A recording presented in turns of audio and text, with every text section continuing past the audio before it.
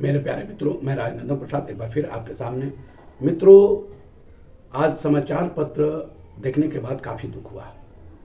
23,801 शिक्षक फर्जी, संदिग्ध, पता नहीं कहां कहां से ये लोग। अच्छा, ये चीज समझ में नहीं आ रहा है कि ये जो फर्जी शिक्षक बहाल है, इसमें दोषी कौन है? आखिर सरकार को, कोर्ट को कहीं ना कहीं एक जगह तो आना ही पड़ेगा कि फर्जी शिक्षक जो बहाल हुए हैं, इसके लिए जिम्मेदार कौन है? कौन है जिम्मेदार? और आप जो 2006 से बहाल हुए हैं, जो शिक्षा मित्र से प्रखंड या शिक्षक बने, पंचायत शिक्षक बने, वे तमाम लोगों का जांच आज तक आप नहीं कर पाए। कितने दुर्भाग्य की बात है। और बार बार समाचार पत्रों में छपता है, बिहार का नाम बहुत रोशन हो रहा है। लोग बाग बाग हो गए कि बिहार में बाहर है, नीतीश कुमार हैं। क्या मजाक बना के लोगों ने रख दिया है। मोटे मोटे हेडलाइन छप रहे हैं, 23,801 शिक्षक संदिग्ध, जिसमें अभी तो 30,000 31,000 शिक्षकों की अभी काउंसलिंग होना बाकी है।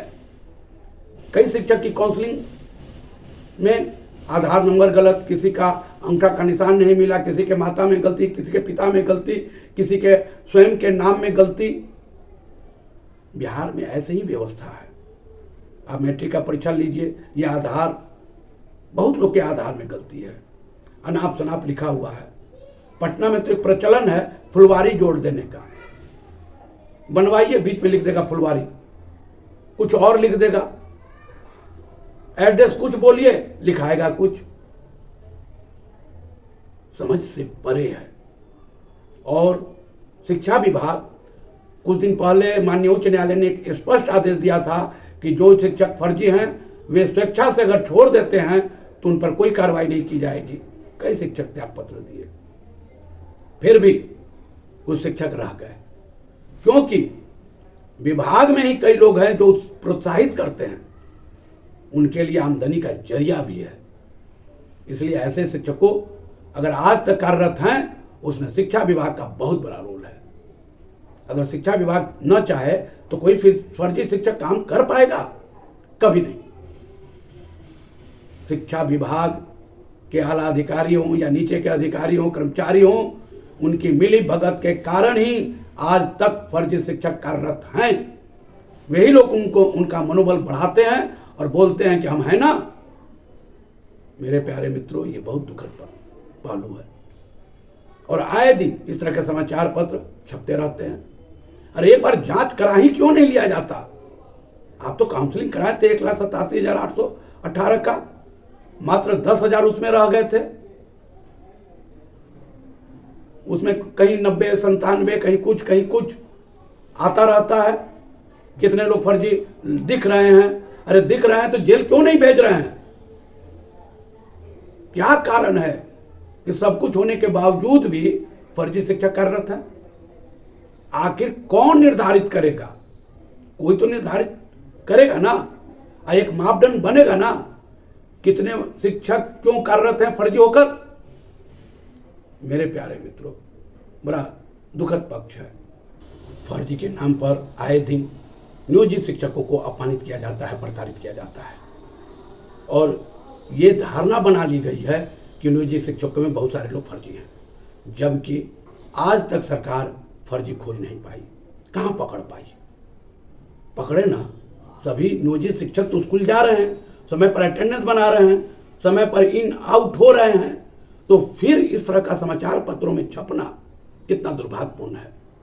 फर्जी फर्जी फर्जी राग अलापता रहता है विभाग और कुछ करता नहीं है।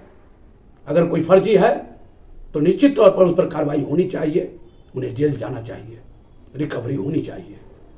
लेकिन ऐसा कभी नहीं सुनने में आया। कभी आपने सुना कि फर्जी शिक्षक पकड़े गए, जेल भेज दिए गए, रिकवरी हो गई?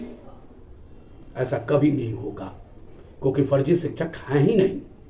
अगर फर्जी शिक्षक होते तो निश्चित तौर पर कार्रवाई होती। केवल एक शगुफा है, और ये शगुफा इसलिए है ताकि नियोजित शिक्षकों को अपमानित किया जा सके, प्रताड़ित किया जा सके। अपने अध्यापक Tier 1, Tier 2 के माध्यम से, BPSC के माध्यम से आपने बहाल किया, बहुत लोग का सर्टिफिकेट सीटेट का या अन्य सर्टिफिकेट में संदिग्धता पाई गई और कई लोग नौकरी छोड़ के भाग गए। बीपीएससी से बहाल हुए और वे लोग नौकरी छोड़कर भाग गए, आपने नहीं पकड़ पाए। और बीपीएससी जैसी संस्था में फर्जी शिक्षक बहाल हो जाते हैं। वहां कोई बीपीएससी को दोषी नहीं मानता है। बीपीएससी दूध का धुला हुआ है, लेकिन नियोजित शिक्षकों के बारे में जो राय नहीं बननी चाहिए वो राय बनाई जा रही है। मेरे प्यारे मित्रों, मैं एक बार स्पष्ट रूप से कह देना चाहता हूं कि फर्जी को हम कभी रिकॉग्नाइज नहीं करते, उन्हें दंड मिलना चाहिए। अगर फर्जी शिक्षक हैं निश्चित तौर पर दंड मिलना चाहिए, और अगर नहीं है तो इस तरह का अगर समाचार छप रहा है तो समाचार पत्रों पर कार्रवाई होनी चाहिए। क्यों नहीं डाटा देते? केवल लिख दिया कि 23,801 संदिग्ध है, बस संदिग्ध का मतलब फर्जी है। आप ठीक से जांच कीजिए, यह आपका काम है। आपका काम कोई दूसरा आदमी नहीं करेगा। मेरे प्यारे मित्रों, मैं राजनंदन प्रसाद, दुख होता है ऐसा न्यूज़ देख करके। खैर, आप मेरे वीडियो को शेयर करें, सब्सक्राइब करें, लाइक करें। बहुत बहुत धन्यवाद। जय हिंद।